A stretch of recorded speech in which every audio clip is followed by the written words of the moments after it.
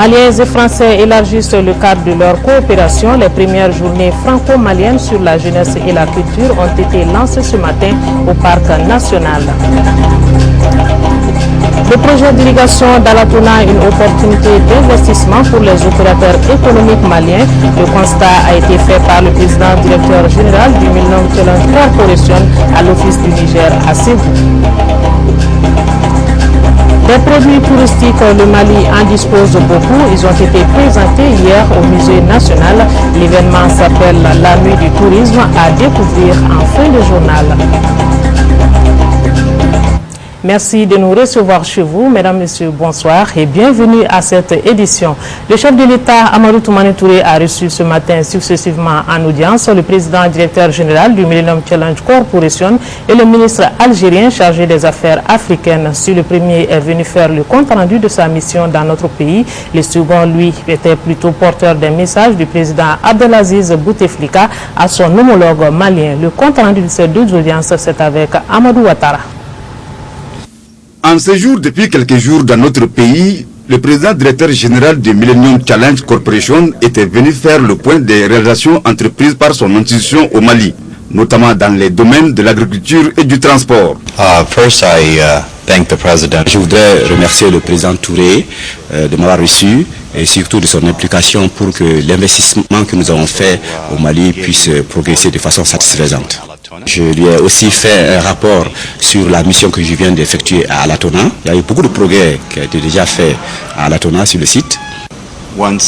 Une fois que les investissements seront achevés dans 11 mois, ceci mettra le Mali en position de profiter d'un développement économique durable. Les deux projets exécutés, l'aéroport à Sénou et à Alatona, sont des projets très importants pour le Mali. Abdelkader Messaël, ministre algérien délégué auprès du ministre d'État, ministre des Affaires étrangères chargé des Affaires africaines, était porteur d'un message de son Excellence Abdelaziz Bouteflika auprès de son homologue du Mali. J'étais chargé donc de transmettre au président de la République, au président Toumani Touré, donc une invitation de son frère, le président Abdelaziz Bouteflika, à effectuer une visite de travail d'amitié en Algérie dans les tout prochains jours.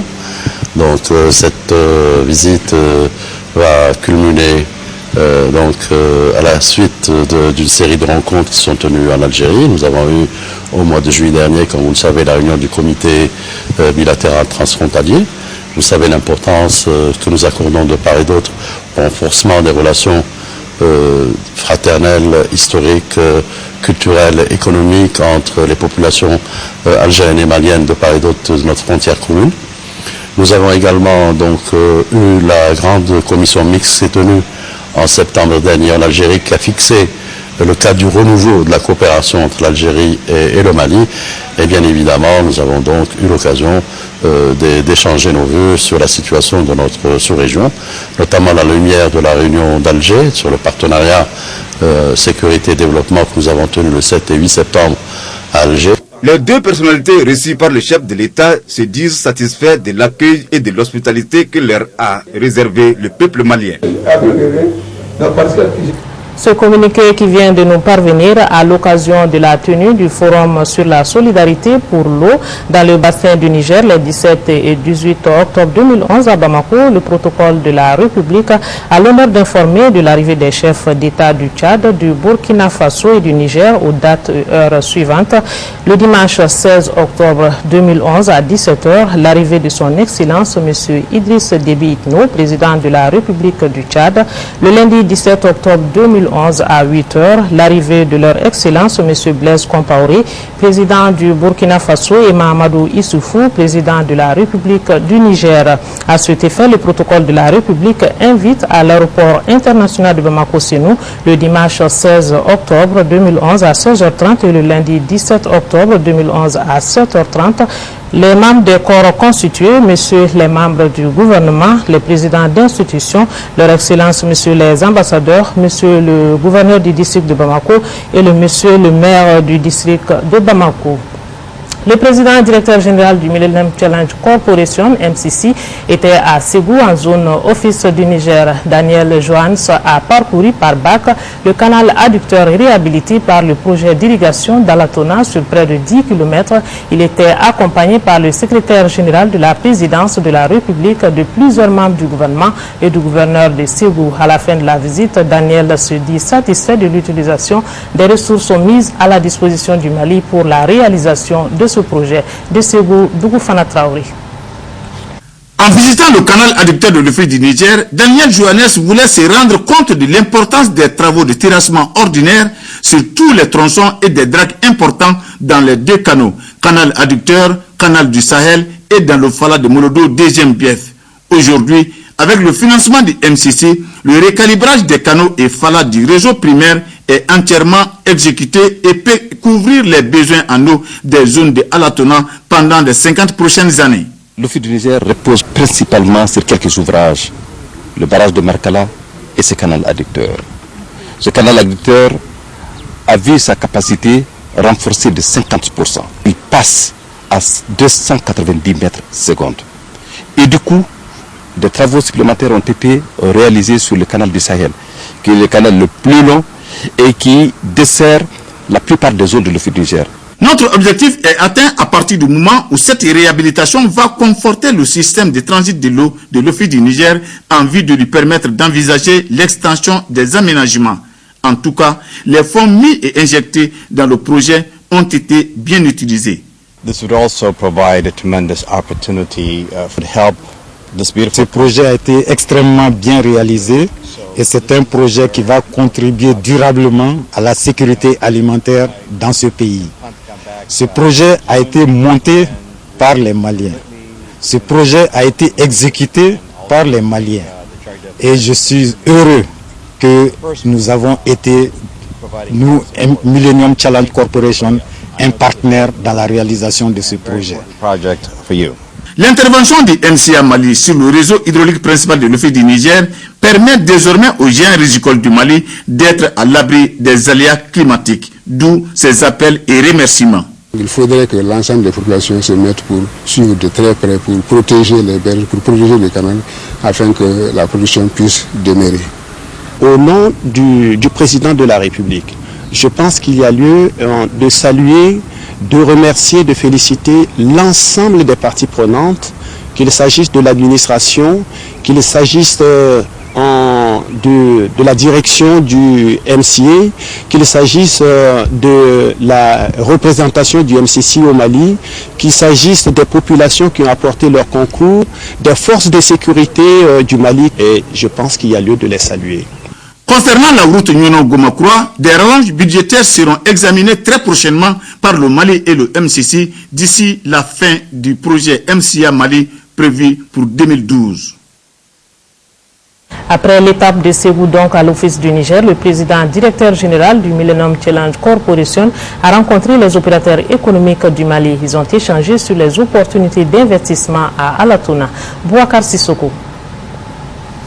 Le président directeur général du Millennium Challenge Corporation, Daniel Johannes, a donc invité le secteur privé à investir à Alatona. À la fin des 11 mois qui nous attendent, non seulement on aura laissé au Mali 460 millions de dollars, mais aussi on aura laissé un système de développement, un mode de développement que nous espérons que vous pourrez utiliser dans l'avenir. Je souhaite en tout cas, quand je reviendrai dans un an, voir au moins 200 sociétés maliennes qui auront investi dans Alatona. Est-ce que vous pouvez faire cette promesse-là? Sur les 14 000 hectares, 8 000 sont mis à la disposition des investisseurs maliens. Le Conseil national du patronat rassure. Les 8 000 hectares ont déjà trouvé des preneurs. Maintenant, on va pouvoir sélectionner qui peut faire quoi, qui est capable d'investir quoi sur le terrain pour ne pas que ça soit une spéculation foncière qui risque de se faire là-dessus. Pour ce faire, des perspectives de financement existent.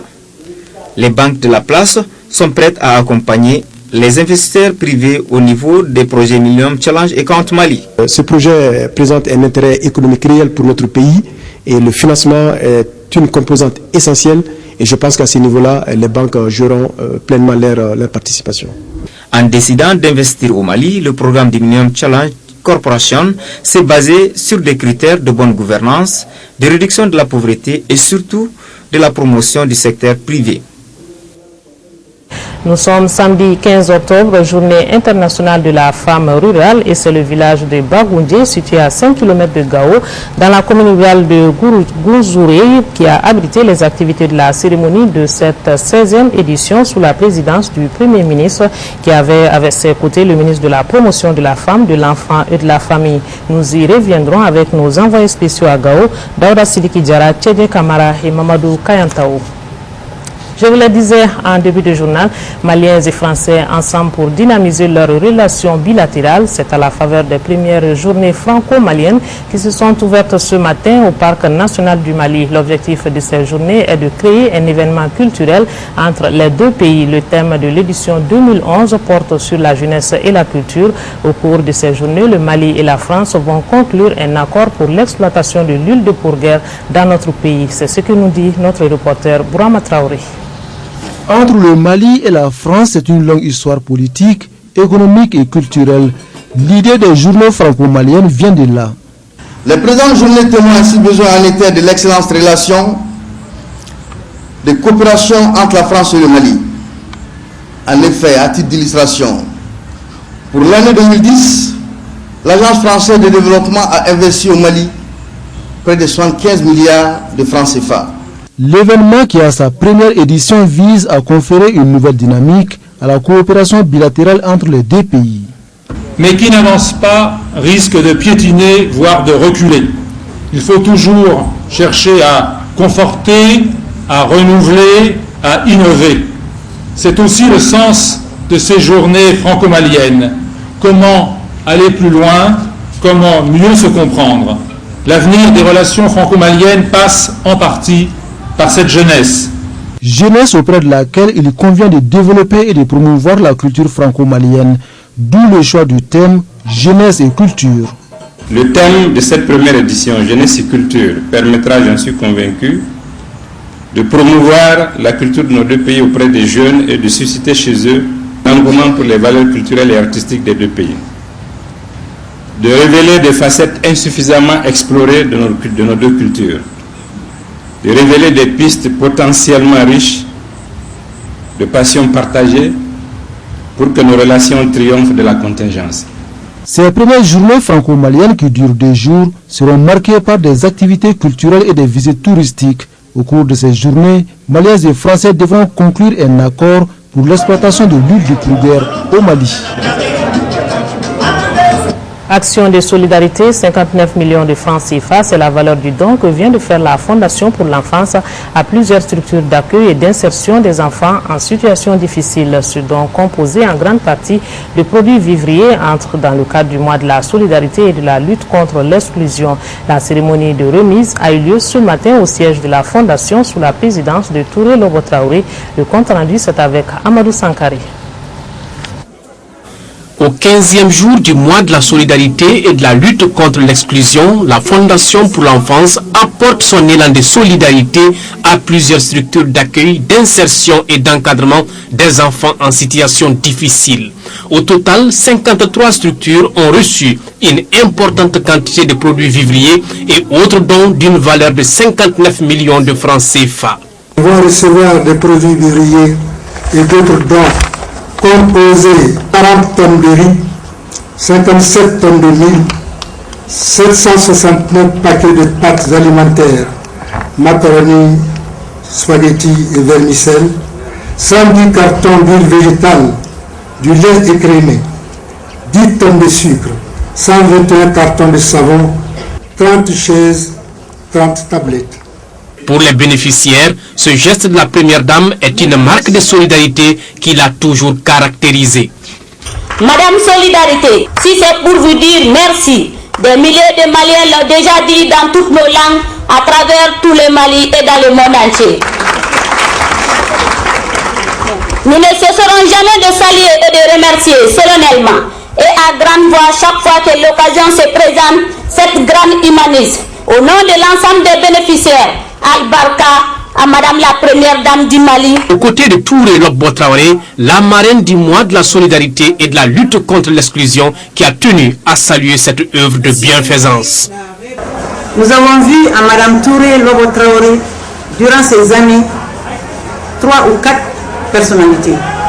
D'abord la femme et l'épouse qui impulse les actions de son mari, de Monsieur le Président de la République dans le domaine social et humanitaire, non seulement qui les impulse, mais qui les soutient. Ça, c'est l'épouse que nous avons vue durant toutes ces années. Nous avons vu également à Madame la Présidente de la Fondation pour l'enfance, la technicienne émérite de la santé. Ce 15 octobre, qui coïncide aussi avec la journée internationale de la canne blanche, a été une occasion pour l'Union des aveugles du Mali de décerner à la présidente de la Fondation pour l'enfance une canne blanche en faveur de ses actions pour cette couche de notre pays. La Fondation est attendue dans les tout prochains jours à l'intérieur du pays pour d'autres actions similaires. Un autre sujet, nous nous rendons à Ségou. Une adhésion populaire pour un vote massif au référendum constitutionnel. C'est l'appel de Ségou à l'issue des concertations régionales du Haut Conseil des collectivités. Les assises qui se sont déroulées hier sous la présidence du président du Haut Conseil des collectivités, Oumarou Ag Mohamed Ibrahim Aïdara, auront permis aux élus de la nation d'évoquer plusieurs autres questions, dont les élections de 2012. Kandesila. Espace d'échange entre le Haut Conseil des collectivités et les acteurs de la décentralisation à la base, les concertations régionales de Ségou, un cadre de débat autour des préoccupations majeures de l'heure. Parmi ces préoccupations, les élections de 2012 qui passent par un fichier électoral fiable. Pour cela, l'implication des partis politiques dans la mise en œuvre du processus s'avère nécessaire. Les partis politiques, épine dorsale du processus, se doivent dans un élan unitaire de participer à toutes les différentes phases de l'élaboration des listes électorales. Pour ce faire, aucune étape ne doit souffrir de négligence ou d'absence de leurs représentants. Par rapport au référendum constitutionnel, le Haut Conseil de collectivité en appelle à l'adhésion populaire. C'est tout le sens de notre appel du pied à la mobilisation, somme toute à l'adhésion populaire pour un vote massif en faveur du référendum. Pour cela, l'institution saura compter sur les élus de la région. Les élus locaux de la région de Ségou lancent un appel pressant à toutes les collectivités de la région de Ségou pour un oui massif au référendum. Autre point évoqué par les assises de Ségou, les préoccupations relatives aux finances locales et à la maîtrise d'ouvrage du développement régional et local. À toutes ces préoccupations évoquées, les notions de dialogue doivent prévaloir. Nous devons cultiver des relations de confiance, de responsabilité et de complémentarité entre tous les acteurs de la décentralisation. Toute chose qui facilite la résolution de nombreuses difficultés liées à la mise en œuvre efficiente de notre décentralisation, citée en exemple dans la sous-région et même en Afrique. En tous les cas, nous devons réussir et nous réussirons, a déclaré le président de l'institution.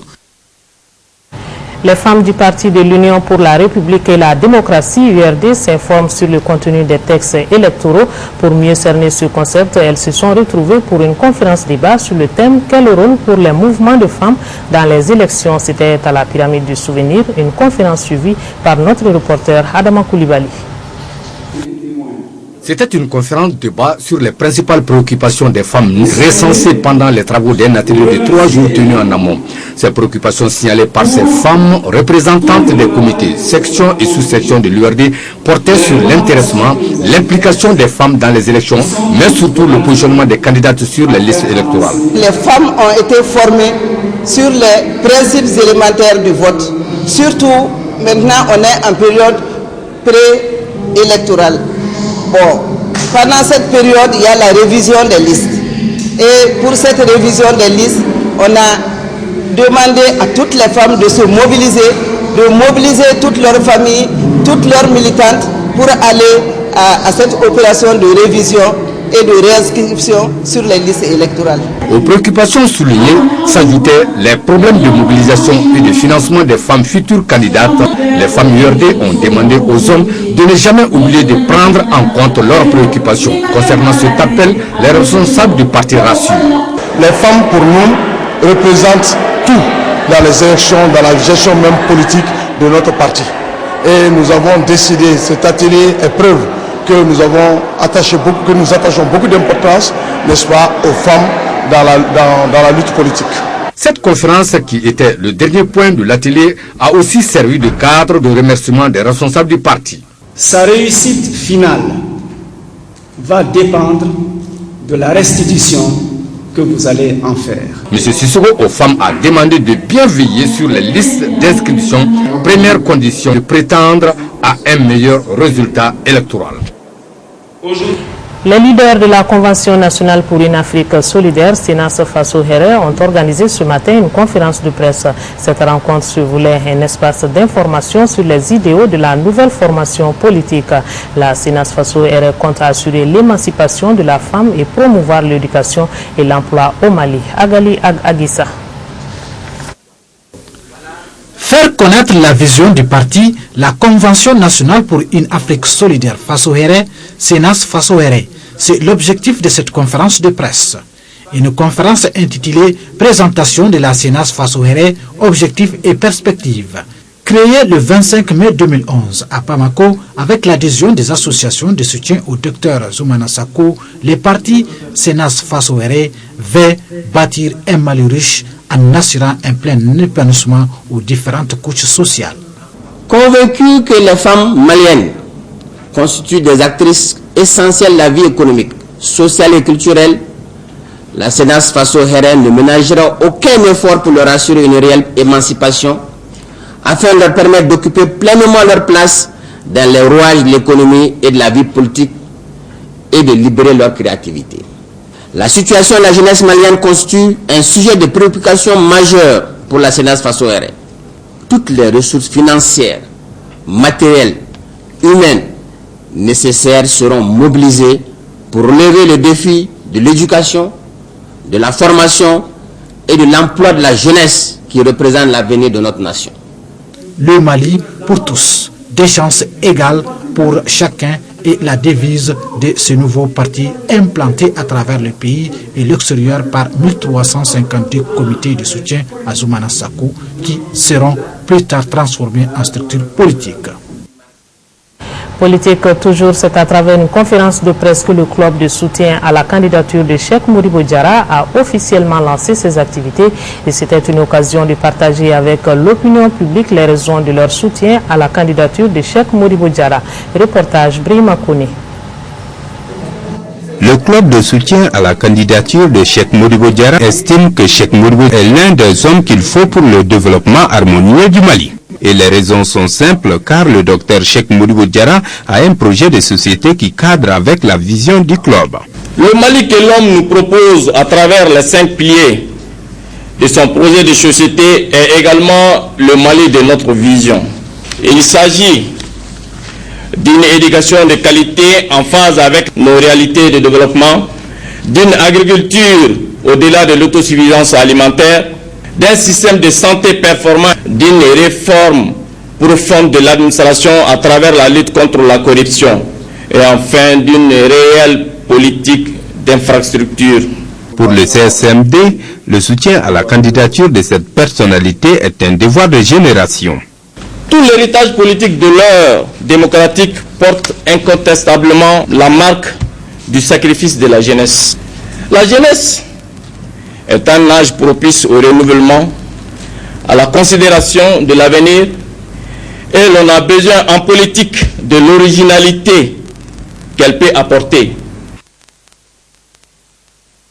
Le Parti pour le développement économique et la solidarité, PDS, a tenu aujourd'hui un meeting au stade Bassi Coulibaly de Caille. Cette manifestation marque le lancement des activités de la coordination régionale du PDS de Caille. Elle a mobilisé des milliers de manifestants venus exprimer leur engagement à défendre les idéaux du parti. Le parti a réaffirmé son soutien au projet de révision constitutionnelle. La cérémonie était présidée par Ahmed Diané Semega, président du PDS, en présence des cadres du parti et des responsables des coordinations des 7 cercles de la région de Caille. Caille, Jafar Haïdara. Ce lancement des activités de la coordination régionale du PDS à Caille a mobilisé des milliers de partisans et sympathisants dans un stade de Bassi Coulibaly acquis à la cause. Cette démonstration de force n'a laissé aucun dirigeant du parti indifférent. Je voudrais à cet effet rendre un vibrant hommage à tous ces hommes et femmes qui œuvrent inlassablement dans la construction du PDS.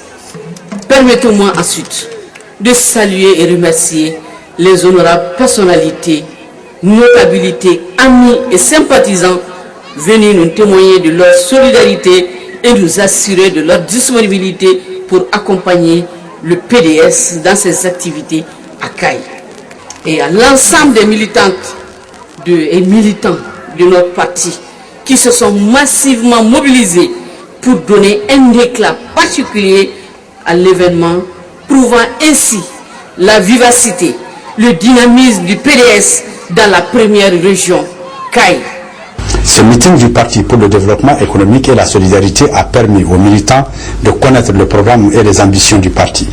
Au niveau de Caille, une des actions les plus importantes pour le PDS de Caille va s'inscrire dans le cadre du renforcement de nos acquis. Un d'abord, c'est de tout mettre en œuvre pour que le référendum concernant les institutions soit un succès, un large succès à Caille. Nous devons être mobilisés pour qu'au référendum constitutionnel, le PDS soit au premier rang pour faire comprendre d'abord le projet et ensuite pour demander aux Maliennes et aux Maliens de voter ce projet qui va renforcer la démocratie. Au cours de ces meetings, les différents responsables qui se sont succédés à la tribune ont prôné la cohésion au sein du parti et la mobilisation des militants en vue des élections de 2012. Demain dimanche 16 octobre, c'est la journée mondiale de l'alimentation. Cette année, le thème est retenu, les denrées alimentaires de la crise à la stabilité. À l'occasion de cet événement, le directeur général de la FAO a livré un message dont un extrait est lu ici par le docteur Thierry Ange Ela Ondo, représentant de la FAO au Mali. Ses propos sont recueillis par Bouakar Sissoko. Cette année, le thème retenu pour la journée mondiale de l'alimentation est les prix des denrées alimentaires, de la crise à la stabilité. Il s'agit d'attirer l'attention sur une évolution qui porte préjudice aux consommateurs pauvres, aux petits producteurs et à l'agriculture en général. Après plusieurs décennies de stabilité, les prix des denrées alimentaires sont aujourd'hui de plus en plus imprévisibles. Si l'on veut s'attaquer sérieusement au problème de la faim dans le monde, il faut s'employer davantage à lutter contre les fluctuations des prix des denrées alimentaires. Je pense en particulier aux personnes qui consacrent l'essentiel de leurs revenus à la nourriture et qui devraient pouvoir entrer du marché avec assez de provisions pour assurer à leur famille une alimentation nutritive. Nous les connaissons, les causes de l'instabilité des prix des denrées alimentaires. Cependant, pour agir contre cette instabilité, il faut une volonté politique. Vous pourrez donc suivre l'intégralité de ce message après cette édition.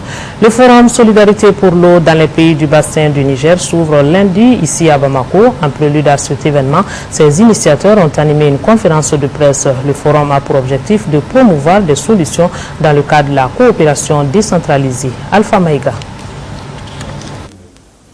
Cette conférence de presse a pour but d'informer l'opinion sur la tenue du Forum Solidarité pour l'eau dans les pays du bassin du Niger. L'initiative s'inscrit dans le cadre du processus régional africain de préparation du Forum mondial sur l'eau. C'est une heureuse initiative parce que, pour plusieurs raisons. La première sur le choix du sujet parler des fleuves, c'est parler des artères nourricières, c'est parler de ce qui permet de féconder la terre, de la nourrir, mais aussi de penser à la santé, j'y reviendrai. Deuxièmement, parce que c'est une étape naturelle, importante, vers le Forum mondial de l'eau. Ce forum fournira l'occasion aux chefs d'État membres de l'autorité du bassin du Niger de procéder à un échange de vues qui sera axé sur deux thèmes essentiellement. Comment renforcer la coopération autour du bassin du fleuve Niger, assurer une gestion concertée des ressources en eau. Le forum qui va démarrer à partir de ce lundi verra la participation d'un grand nombre de chefs d'État. Des tables rondes sur les menaces climatiques, la charte de l'eau entre autres, seront au menu des 2 jours de travaux. L'eau potable, puisque c'est d'elle qu'il s'agit, a été reconnue comme un droit fondamental par les Nations Unies et cela depuis juillet 2010. Aujourd'hui, selon les statistiques, 900 millions de personnes dans le monde n'ont toujours pas accès à un point d'eau amélioré. Le ministre de l'Élevage et de la Pêche, Dr Bokari Treta, a présidé jeudi dernier à Koulikoro la journée de communication autour des activités d'élaboration de la politique agricole régionale. Ces activités financées à hauteur de 173 millions de francs CFA par le Royaume des Pays-Bas contribuent au renforcement de la sécurité alimentaire en vue de la lutte contre la pauvreté. La rencontre a réuni les préfets des 7 cercles de la région, les responsables des organisations paysannes et les partenaires techniques et financiers. Ouartem Koulikoro, Traoré. Le secteur agricole mobilise en deuxième région plus d'1,256,000 personnes. Ainsi, l'élaboration d'une politique agricole régionale, première du genre au Mali, s'avère une étape importante pour assurer et renforcer la sécurité alimentaire et de soutenir la croissance économique dans la région. La nouvelle politique agricole nous donnera l'occasion d'apprécier objectivement nos forces, d'analyser toutes nos faiblesses à la matière, de tirer des leçons à partir des opportunités et menaces afférentes au contexte, afin d'affirmer le caractère impératif pour la survie de nos populations. Et je suis heureux de voir qu'ici, les dirigeants gouvernementaux, les collectivités, la société civile et le secteur privé se retrouvent ensemble dans cette même vision où tout le monde joue son rôle particulier. La SNV Mali, partenaire technique, et le Royaume des Pays-Bas, bailleurs de fonds de cette politique agricole et régionale avec environ 173 millions de francs CFA. Un premier résultat est une forte consolidation institutionnelle. 14 unions, 300 coopératives de base créées, installées et activées, intégrées à des filières, soit plus de 17 000 producteurs touchés, dont 50% sont des femmes. Je pense que c'est une initiative très heureuse de fonder, ou de chercher à fonder le développement socio-économique de la région sur le secteur agricole du Mali, qui est quand même vraiment un secteur à haute potentialité pour le pays et pour la région de Koulikoro. L'exercice d'élaboration de la politique agricole régionale de Koulikoro requiert la participation de tous les acteurs de développement rural, local et national. L'Institut géographique du Mali, IGM, a tenu hier la 15e session de son conseil d'administration. Parmi les points inscrits à l'ordre du jour de cette session figure l'état d'exécution des recommandations issues de la 14e session et le bilan des activités menées pendant le premier semestre 2011. Parmi celles-ci, on peut citer le démarrage des travaux de construction des agences régionales de Sikasso et Mopti. Compte rendu, Ramata Konati. Après l'exécution, l'heure est au bilan. Bilan des activités menées dans divers domaines, comme par exemple la couverture régulière du territoire national en photographie aérienne et en images satellitaires et la participation aux travaux de matérialisation des frontières nationales. Il s'agit donc au cours de cette 15e session du conseil d'administration de l'Institut géographique du Mali, IGM, de faire le point des activités menées pendant le premier semestre 2011. L'IGM a finalisé les travaux de construction de l'agence de CAI, entrepris les travaux de construction de l'agence de Sikasso et de Mopti, nous avons eu à élaborer un document qu'on a appelé document de politique nationale d'information géographique qui attend d'être adopté par le gouvernement. Les responsables de cette structure entendent poursuivre la construction des agences régionales pour mettre à la disposition des usagers des répertoires géographiques. Nous allons continuer ce qu'on a entrepris et qu'on n'a pas pu terminer, et surtout les constructions des agences de Sikasso, Mopti et Tombouctou.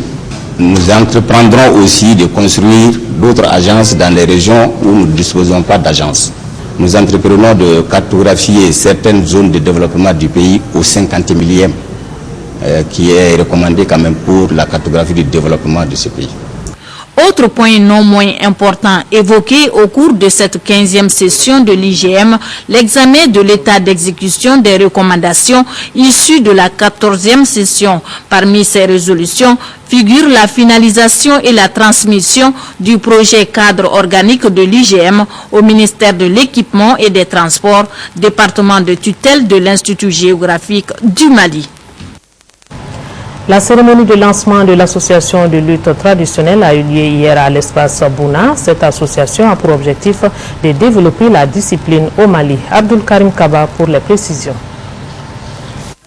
Pour la promotion et la visibilité de la lutte traditionnelle, une nouvelle association vient de voir le jour au Mali, l'association de lutte traditionnelle africaine. C'est une association qui existe déjà en France et nous souhaitons développer cette discipline au sein de l'Afrique, à commencer d'abord par le Mali. Nous sommes très ambitieux et nous voulons promouvoir cette discipline.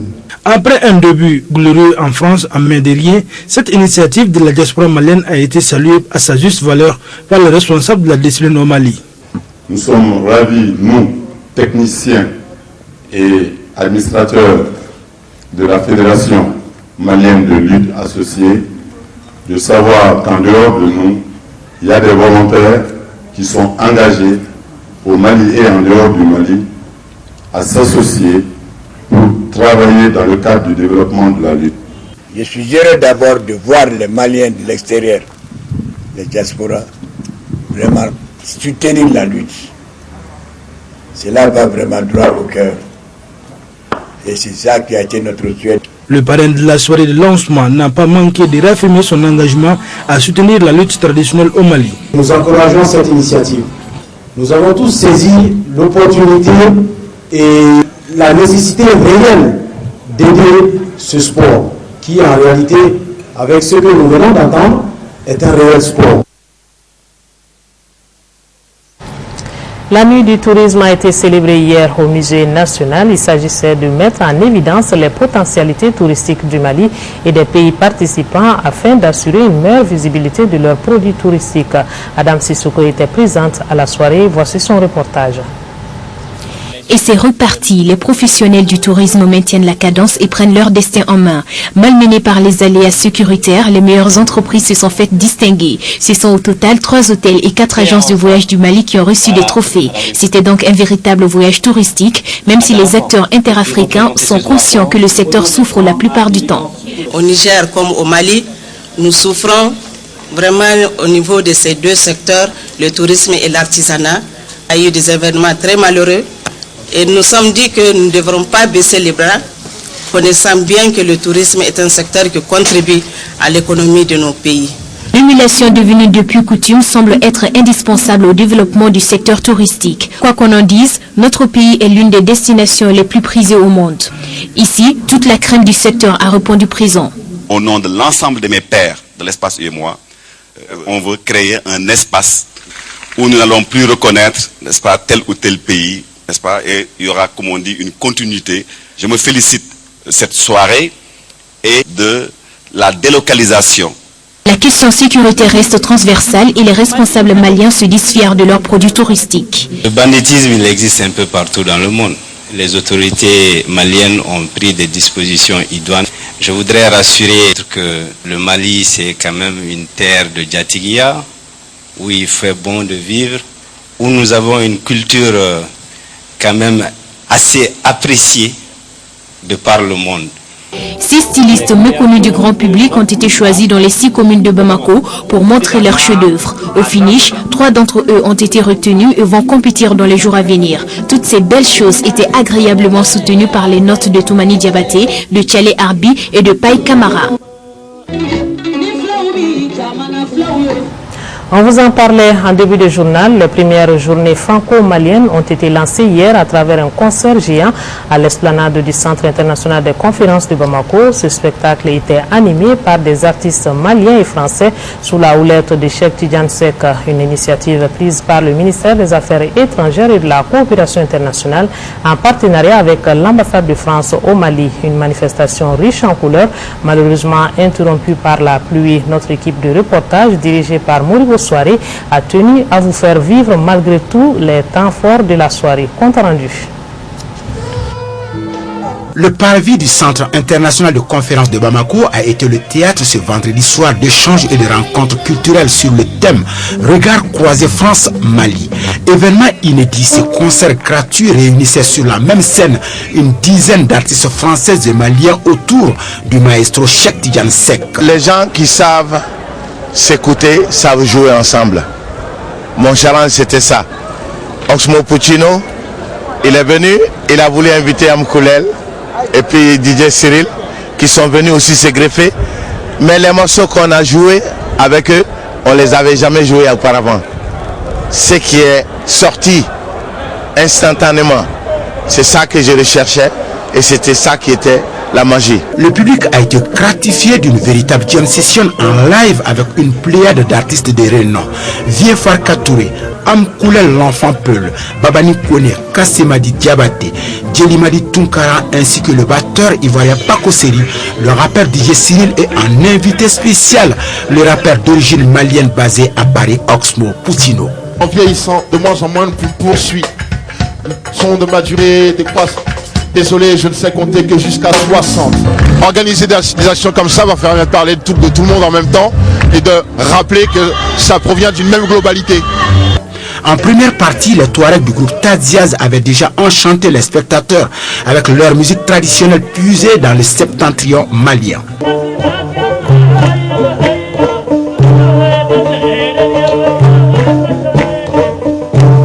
Commencé vers 22h45, les festivités ont pris fin aux alentours de minuit 30 en raison d'une pluie battante privant ainsi les mélomanes bamakois de certaines des têtes d'affiche de la soirée.